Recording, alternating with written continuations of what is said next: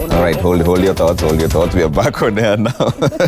This conversation is still happening even during the break, and we're talking about HPV vaccination, whether it's safe or not. The experts I have here are absolutely convinced it is safe, but remember, this discussion is going to be had in two batches. They believe it is safe, there are those who believe it is not safe, and that's why we're trying to get their theories in tandem. And Dr. Collins, I'd come to you on this one. Is it the framing that is the problem? Because there are many concerns. Some of the parents who even speak to me tell me that this is a contraceptive.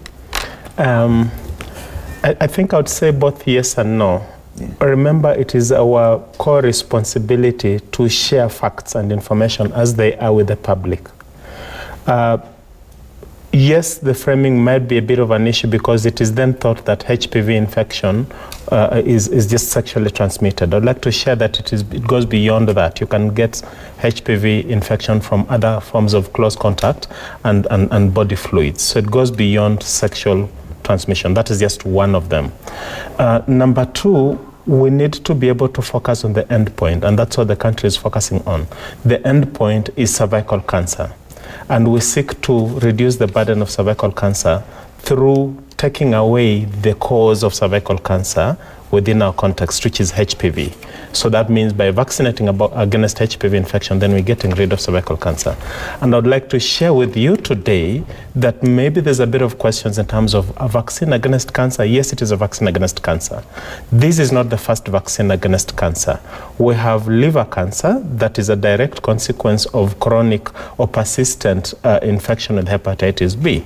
We have hepatitis B vaccine within our routine immunization program. Children are given under 1, and you can also get a booster dose much later as hepatitis B vaccine in our context. We also have the Epstein-Barr virus, which is linked to lymphomas, which are very common around the lake region and so forth. So there's a lot of viruses linked to cancers. HPV is one of them. So yes, the framing, again, the balance between the framing of the vaccine and calling it what it is and what it seeks to prevent as the endpoint might be a bit of an issue, but we'd like to share as credible information as we can get as possible. Direct question, doctor, is there any link? Can it be termed as a contraceptive? There is no link whatsoever of the HPV vaccine to either sterility or fertility of whoever gets. Remember, this vaccine is comprised of, is made from modified components of the virus itself that is grown in a laboratory. It has no hormonal components whatsoever, number one. It only has adjuvants that add to that work to make the vaccine more effective. The fact that we are giving the vaccine to girls in our context does not mean that then it has a link to contraception. Rather, it is the endpoint that we seek to protect against. We seek to protect them against cervical cancer, which, of course, boys don't have a cervix. And we do know that this is the number one leading killer of girls. And lastly, just to share, again, related to that, is that there are countries, actually 20 countries in the West, Australia, Argentina, that are actually vaccinating both boys and girls with the same vaccine. So in our context, if we did not have resource limitations, we would have actually gone to vaccinate both boys and girls. Yes? So our resource limitations that have gotten us to vaccinate girls alone and finding it cost effective to vaccinate girls alone to reduce the burden of cervical cancer should then not be misconstrued as a contraception just because you're giving girls alone.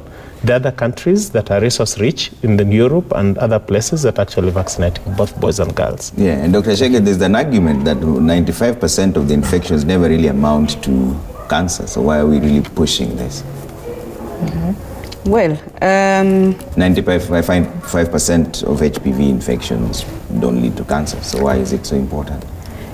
If you are in the 1% who goes on to get transformation of your cells and goes on to have cancer, and if one can just take a walk and go to Kenyatta Hospital, Ward 1D, and see the number of women there having cervical cancer in terminal stages, very debilitating cancer that causes women to lose their dignity, to be abandoned, because that cancer literally eats away at your flesh. You can smell that cancer from meters away. Yeah. I don't think we would start saying it is only 1%. The other thing, apart from that the cancer is really debilitating, there are very many women who wish. How many women do you think will go for pap smears, for screening? Out there in the village, I don't think there are very many people who are aware that every 2 or 3 years you're supposed to go and have your cervix examined for early signs of transformation of your cells. By the time they are presenting with the signs of bleeding, it's already too late to treat them. I wish to weigh in on that question. 90% the vaccine, I mean the HPV self-limits itself. And there's this other group who actually get who now can manifest with that. So is there a way of zeroing down on the possible groups that are exposed to it rather than just a mass vaccination? I'll get to that. Out of this 10%,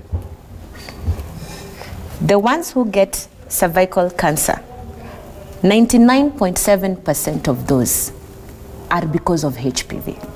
99.7% are because of HPV. Out of the 10%? Yes. Okay. Now let's go back to the statistic that we started with. 9 women die every day. Do we say that now we don't vaccinate and allow 9 women or possibly more to die every day? That's the first question. Okay? And those account to 4,802 cases every year, with 51% dying. So 2,451 women die every year. Don't we speak for them? Don't we do something about them? Can we find ways in which we can prevent this from happening? And it's not only the vaccination alone.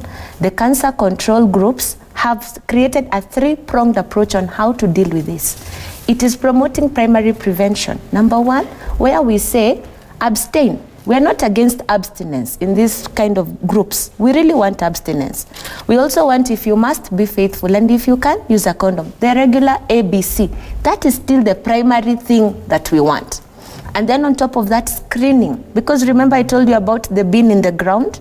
You cannot tell at ground level until the bean starts to sprout. But while it's in there, when HPV is in its latent phase, screening remains the backbone. So yes, we still need to do HPV testing. We still need to do pap smear cytology. We still need to have women coming in for screening, because there has no face until it has a face. And when it has a face is what Doctor is talking about in Kenya. Fair enough, that argument is fair enough. But also the other question is there a chance that the pharmaceuticals are using this to make money?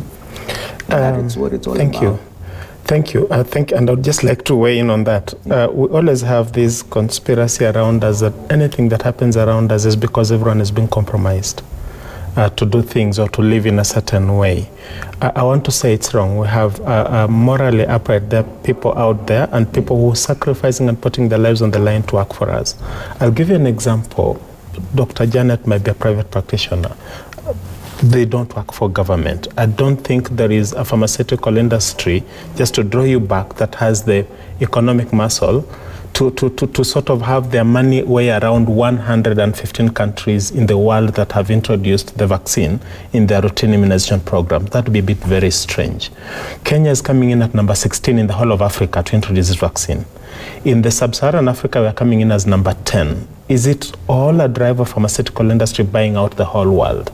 When we go much lower, it's a bit very embarrassing as a country, and I dare say this, that we're coming in near last to introduce this vaccine.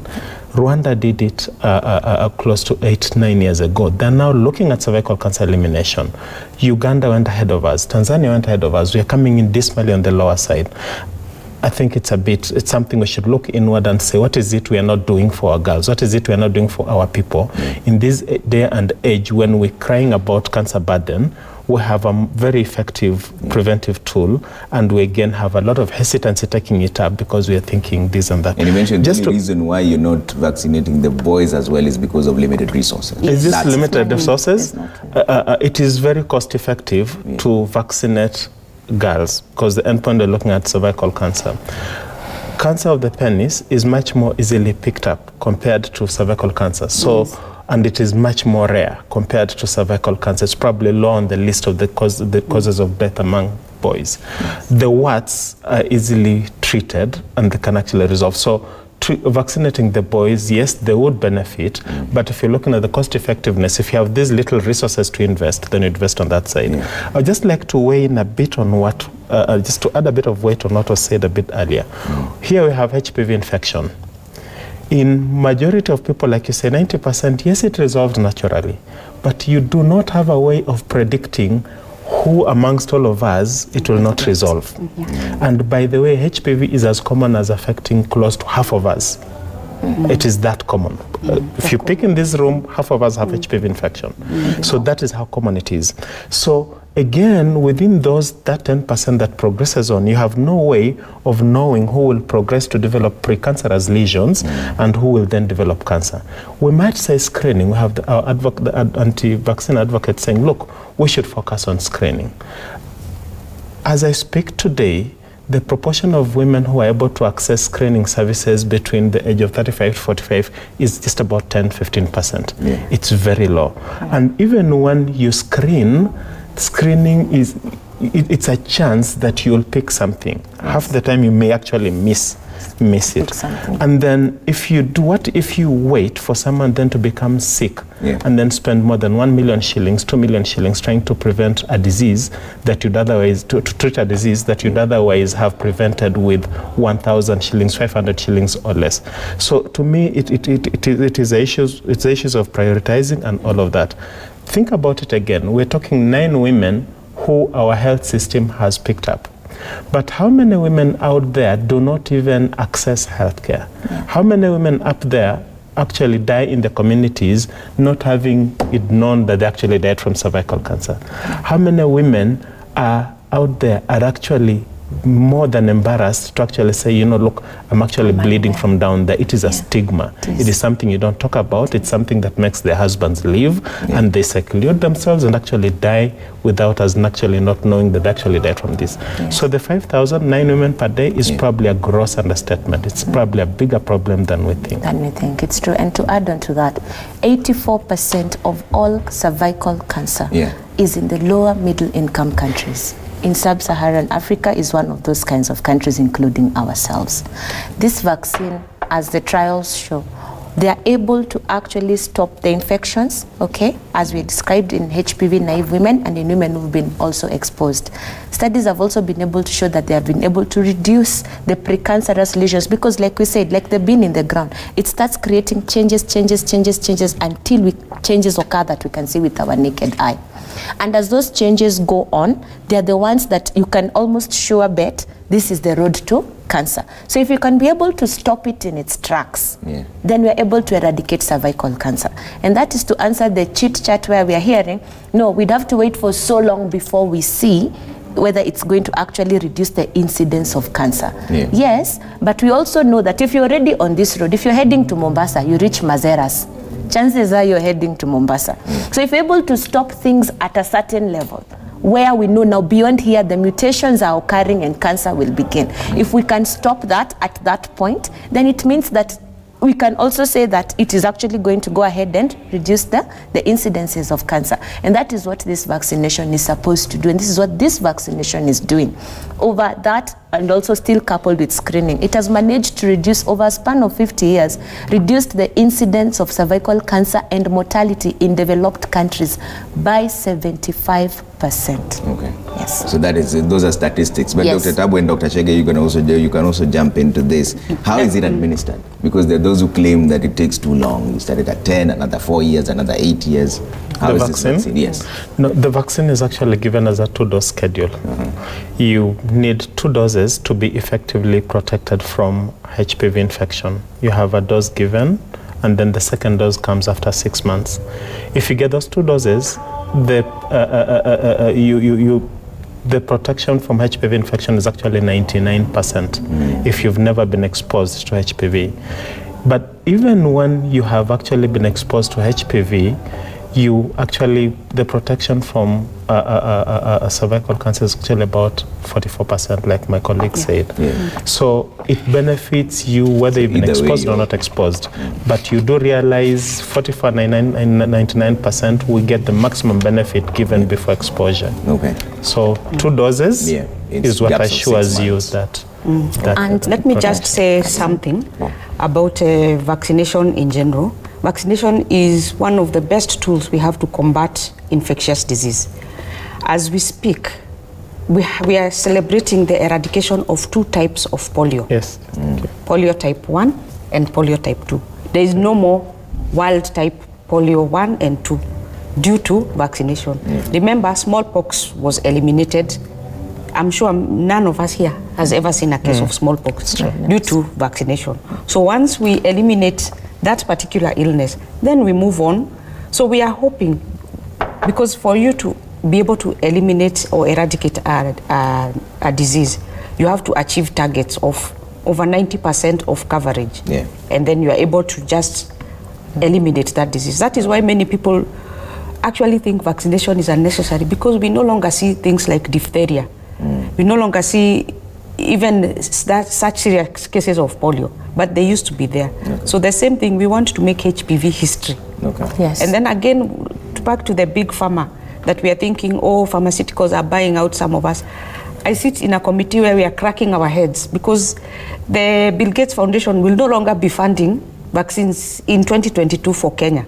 We are now considered that we are sufficient to stand on our feet. So we actually should be worrying ourselves, where are we going to get money for vaccination? Not saying, oh, Big Pharma is buying you doctors. Nobody's buying us. And another thing. I have to take a quick break now, though, but you jump in before. Yes, sure.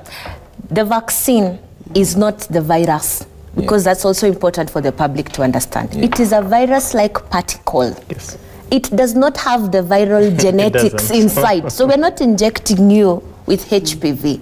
It is a virus-like particle that is supposed to stimulate your body's defense to jump up and fight against the infection. And thankfully, this has got 4 strains, the one that is being rolled out. It has also, studies have shown that it has also abilities to create even other cross protection